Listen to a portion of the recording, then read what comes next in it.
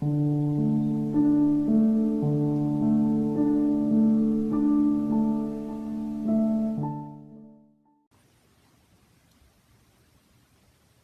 Drunvalo. Hello, Daniel. Drunvalo, I remember early 90s you were talking about how important it is to be in the heart and so many methods. Now, after almost 30 years we have this book, all the methods are here. How important is today to be in the heart? It's eternal. It will always be important, no matter where you are in the universe or what century you're in or what time it is in. It'll always be the most important thing in the universe. We have inside of our heart this place, the tiny space of the heart, which is in science, it's called singularity. It's a place without any polarity. But what I've done in my research in the universe is that this place is found like in the center of the earth, the center of the sun, the center of the galaxy, and all stars and all planets. It's always in the center. And that place is the same. They're all interconnected over the whole place. So whenever you go into singularity, you are absolutely one with the universe. And that's always the key to higher evolution, is being one with the universe. It's very important, I think. You know, I was thinking, do you think on the other places, other planets, people, they connect with the universe in another way? Oh yeah, that's now scientifically, it hasn't been proven, but what has been proven is that they can. Through the Cosmic Grace Workshop, which I'm still writing that book and developing all of that work, when people see that, they'll understand that things have changed from before. In science, we thought that the fastest thing in the universe was the speed of light, 186,200 miles a second, and it seems really fast. I mean, that could go to the moon and halfway back again in a second. But when you look at the size of the universe, which is now the newest understanding of how far it is, it's 13.8 billion light years across. So if I was going to talk to someone across the other side, I'd say hi, somebody on the other side of the universe. It would take 13.8 billion years to get there to say hi. And then when too much. Then when he says hi back, it's going to take another 13.8 billion years to get back here again. And so science has said, there's no way that the universe can communicate with itself. It's not possible, because they didn't know. But now they know. And most of the world doesn't know, but the inner levels of science knows that there's something called Birkeland currents, which is nothing but ordinary electricity that's in our wall. That's all it is. The same thing. Only on our planet, because of J.P. Morgan, he wanted to run it through a wire, and so all of our research and everything has been done on a limited use of that, of a wire. But there was somebody called Tesla who was beginning to understand how electricity moves through space. And we didn't understand what the heck he was doing, but we do now. And there have been people that have figured this out as far back as Birkeland was his name, in 1906, I think it was.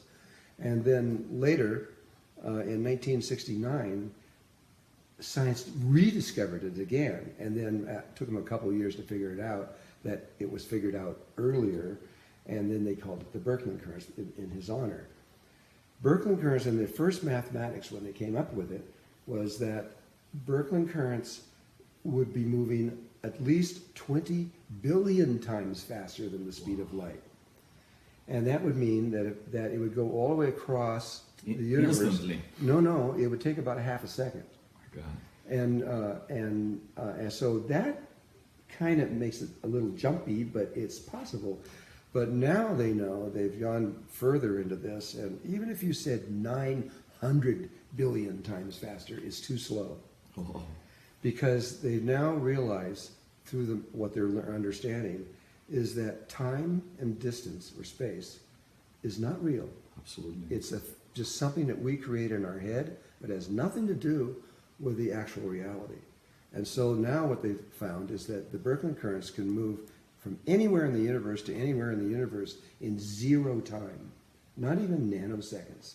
0. It happens. The moment it leaves, it's there. And this is what the whole universe is communicating with. Yeah, So the universe is totally interconnected, and we never knew it, but it's the truth. You think we are ready to use this method? Can we use it? I'm learning how to use it, and if I can do it, anybody can do it. That's true. And I've really learned a lot on this, because in order to do this, there's something that's been talked about in spirituality for a very long time. The Upanishads and all these books, we are talking about these things, right? Yes, they are. I believe that that's the only explanation for a lot of the things that they say, to be able to explain how something can happen here, or even quantum physics. There's something in quantum physics that nobody's been able to understand ever. They know it's real, but they don't know how it's possible. So Birkeland currents proves quantum physics, because there's something in there called quantum entanglement. Yeah. And so if 2 atoms are put together, or 2 anythings are put together in there, once they're together, you can move them any distance apart. And when you do something to one, the other one responds Immediately, right?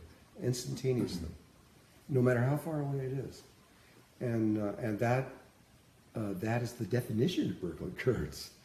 The only thing is about Birkeland currents, it's not just like point A to point B from one side to the other of the universe. It's real clear to me. It's not clear to science, but it's clear to me because of the Merkaba template of the universe. It is real clear how this works.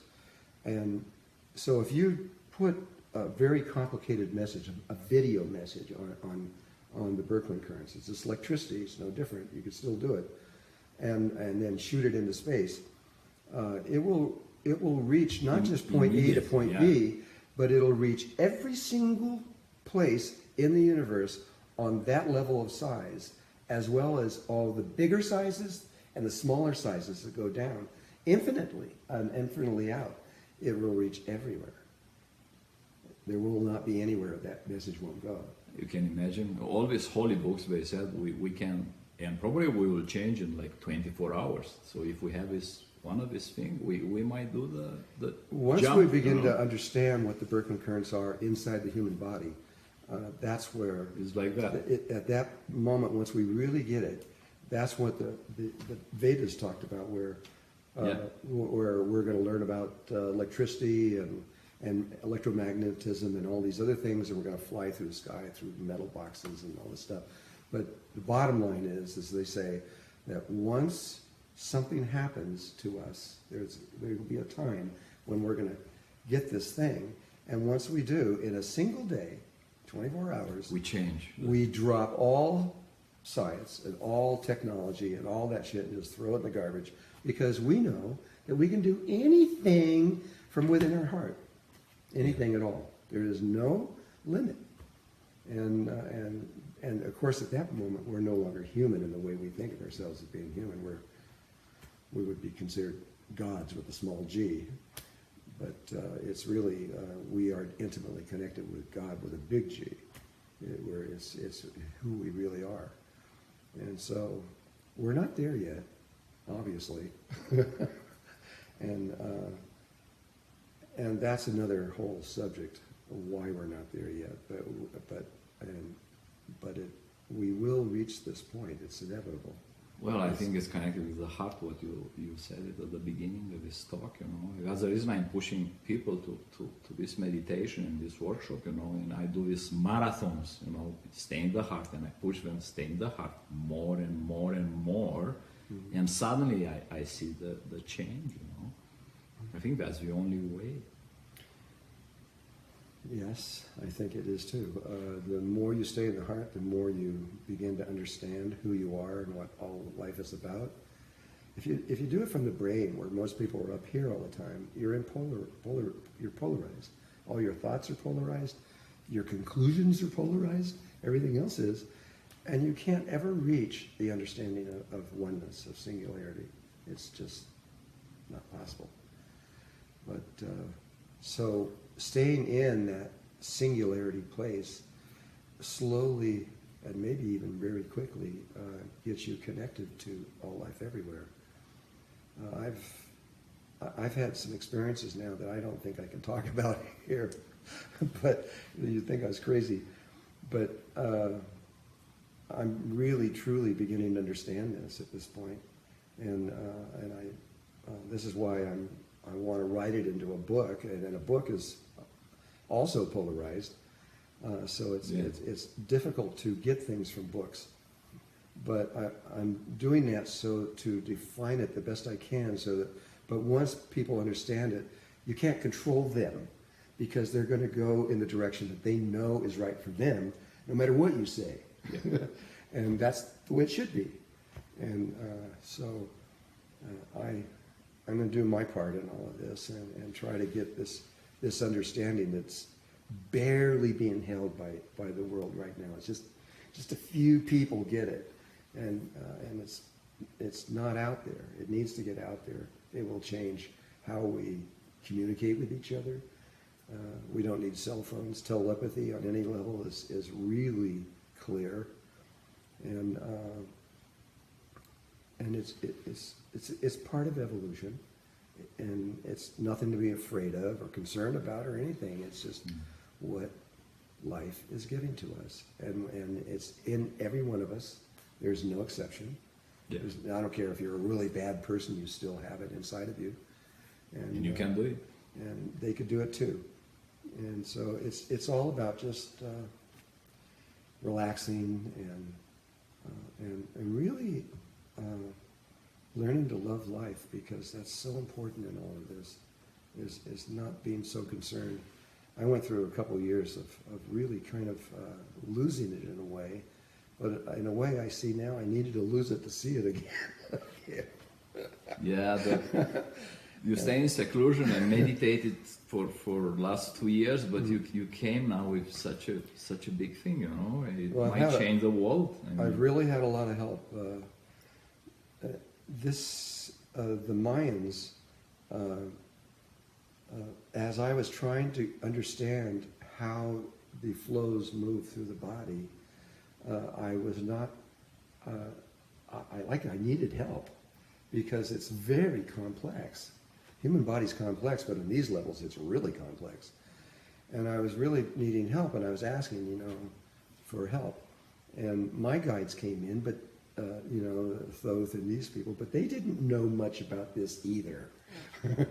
And so in my asking, I had 3 Mayans call me up. And in fact, they just called me a couple days ago. They got something they want to tell me. I don't know what it is, but they said that they had something that they needed to give me. And this was about 3 years ago, and maybe 2 years ago, I don't know.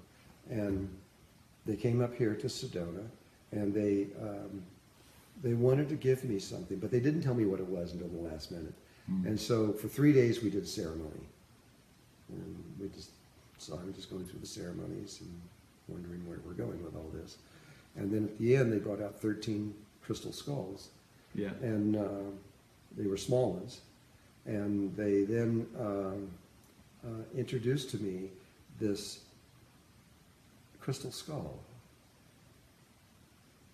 I got to ask permission for something. Okay. I'm going to show you.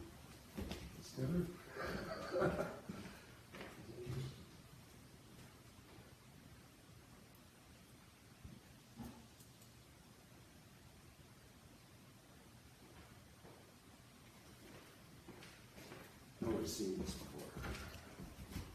But I'm going to show the world right now. This is my little friend. Wow, it's like a whole universe in your hands, Drew. And this was what they brought to me. This skull, Wow. which they say is one of the oldest skulls in Mayan history. And he was a man. He won't tell me his name. He says, because I don't have a name anymore. Wow. He says, I can't use a name because it's not truthful. And so so they gave me this, and they said, I can't tell you much about it except that it's a really, really old skull. So I came home, and I began to meditate with this. And he came out, and he's a really nice person. And he said that he was Mayan. He was a human being, just like all the rest of us. This is 65,000 years ago. Whoa. And that he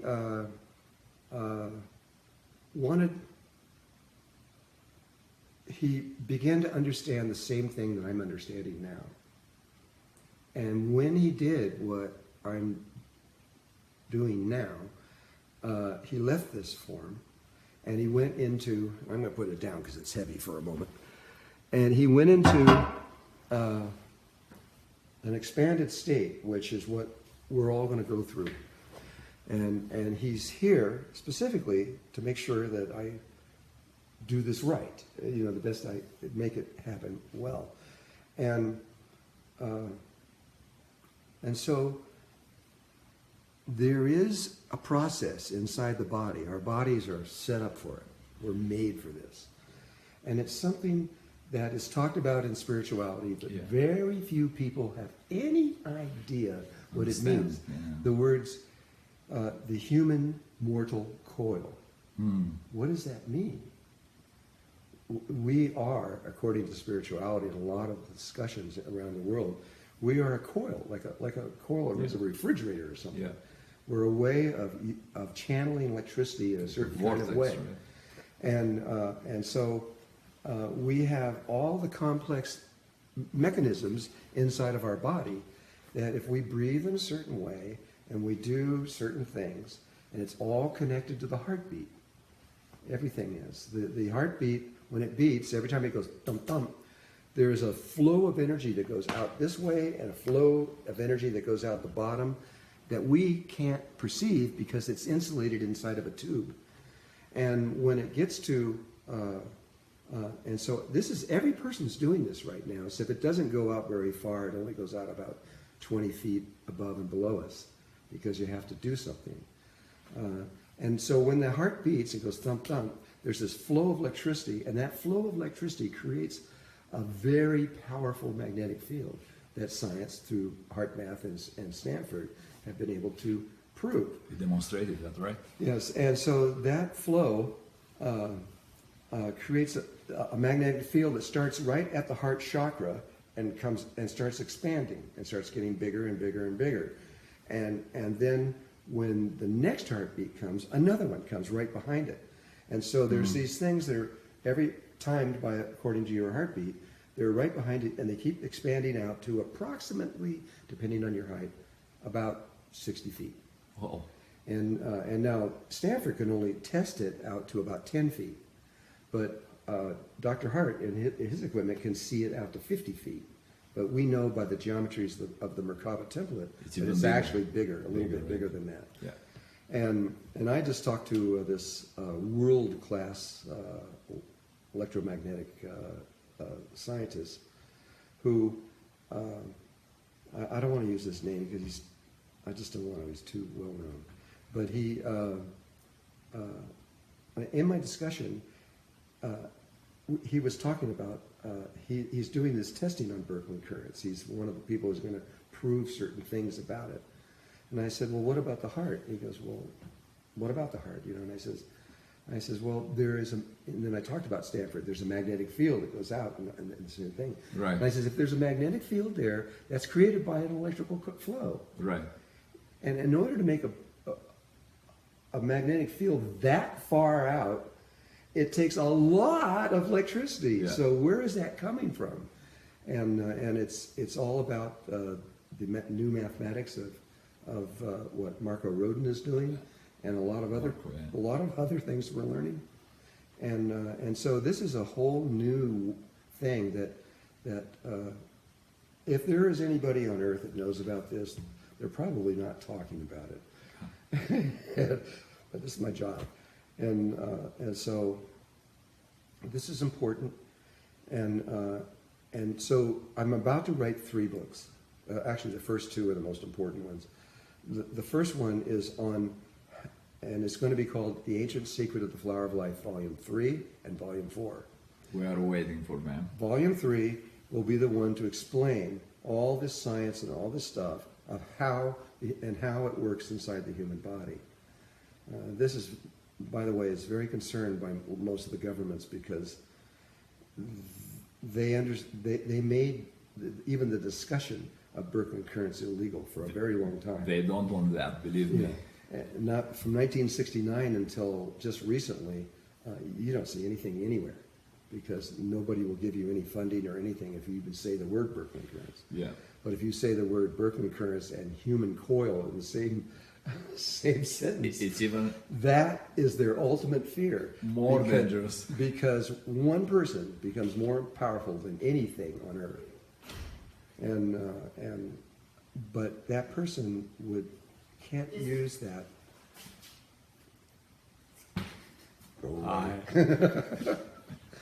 One person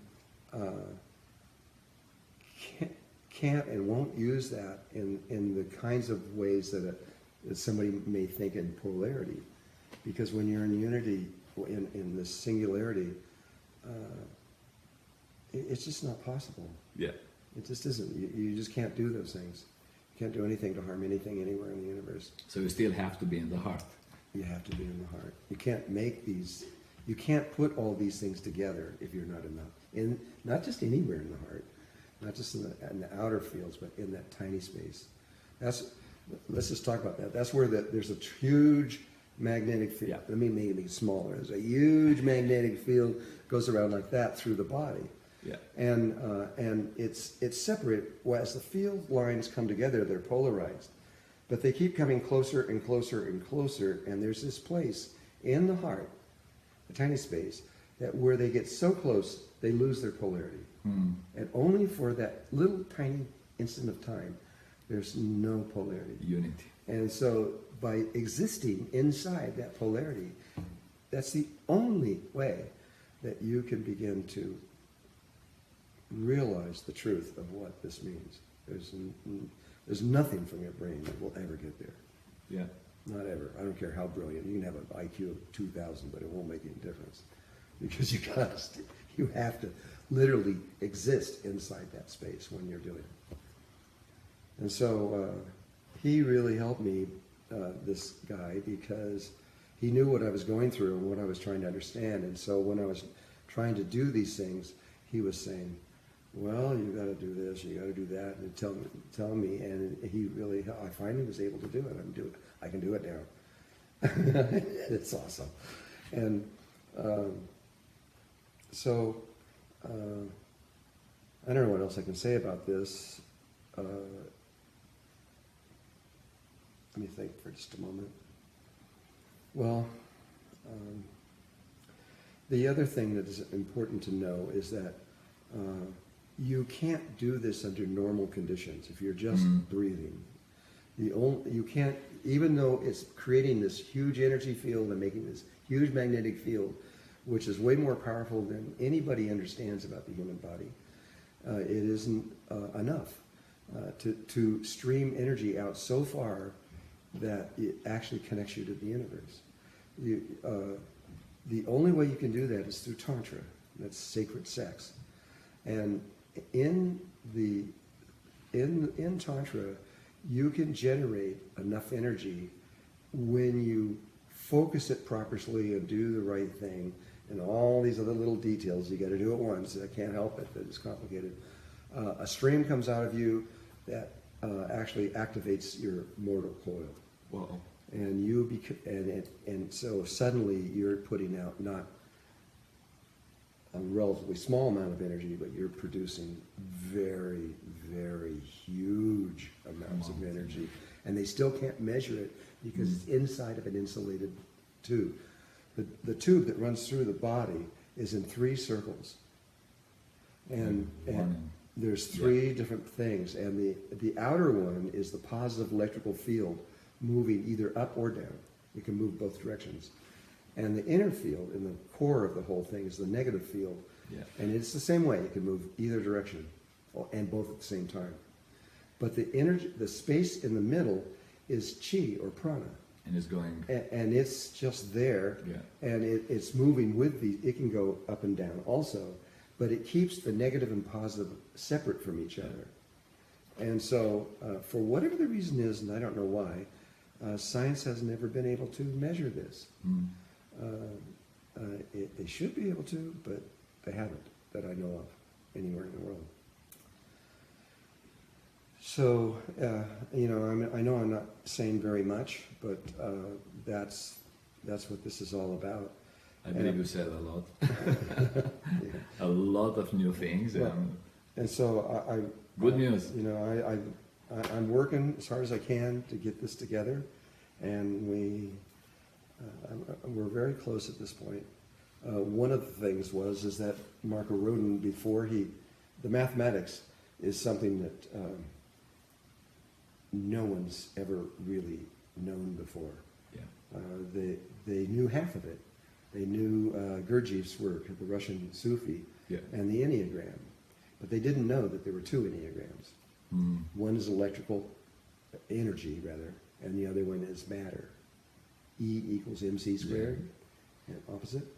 And the matter one produces very huge amounts of energy, as you can see in the atomic bomb. But the matter energy flow was never really known until Marco Rodin came around. And there are people that are studying this and trying to understand. But what's for most of this audience that is hearing this, you have probably heard of the Fibonacci sequence, because that's what makes life. Yeah. And you probably believe that, and all mathematicians on Earth almost believe, that there's only one Fibonacci sequence: 0, 1, 1, 2, 3, 5, 8, 13, 21, 34, etc., 55, 89. And so it might be interesting for you to know that there are actually 6 more Fibonacci sequences not seen before, and 1 more that is not actually Fibonacci, but it controls the other 6. So we have 7 more. There's 7 unknown that are never seen before. And what Marco showed me before he left was he did it by hiding it, because he was teaching it. Somebody else was in the room, and he showed me one of the Fibonacci sequences that made it look like it was a mistake. And then when he left, he looked at me and says, "If you figure this out, you'll know everything I know." Cool. And I went to bed that night, and I had a dream, and I saw it all. And I jumped out of bed and went, and I just wrote it all down, and it was perfect. And I go, I get it. and so now I know I understand, and it's amazing.